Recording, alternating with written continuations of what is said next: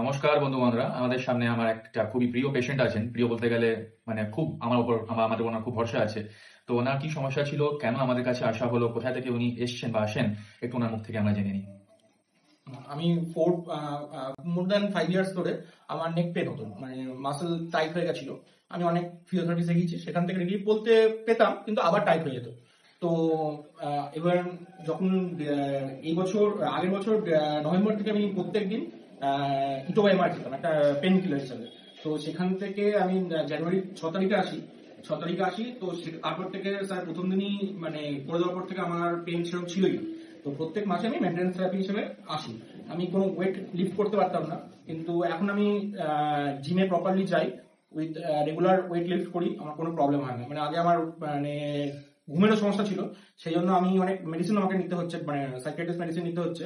তো সেটাও এখন আমি ভাবছি ট্যাপারিং ডাউন করে দেবো, কারণ আমার ব্যথা তো একদমই নেই, তো ঘুমের সমস্যাটাও নেই, কিন্তু ওই মেডিসিনটাকে আমার ট্যাপারিং করতে হবে। তো এখানে এসে আমি পুরো ফুললি রিলিভড, মানে আমার কোনো কিছু আর কোনো প্রবলেম নেই।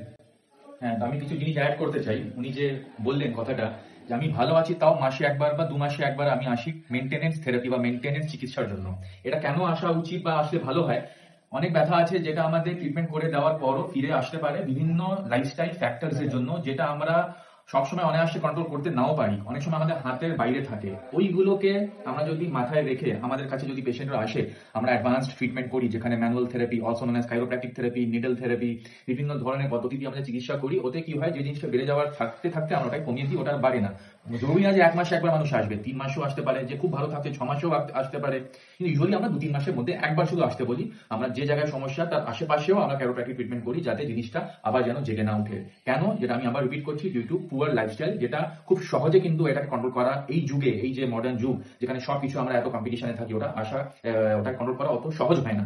এই জন্য যদি আপনাদের কোনো সমস্যা থাকে, feel free to contact us. আমাদের নাম্বার দেওয়া থাকবে নিচে ভিডিওতে। আমাদের চেম্বার হচ্ছে ব্যারাকপুর মনিরামপুরে, রামকৃষ্ণ মিশন 20 নম্বর গেটের ঠিক উল্টো দিকে। আপনারা একদম নিশ্চিন্তে আসুন, আমরা সবসময় আপনাদের জন্য আছি। ধন্যবাদ।